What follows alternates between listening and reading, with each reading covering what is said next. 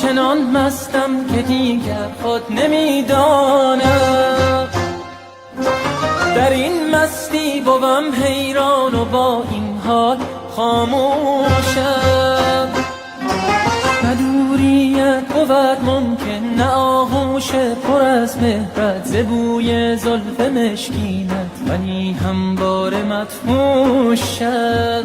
رخت بگشای ای ساقی که جانم در طلب باشد، بده یک جرعه زان باده برد همدم به هم هوشم.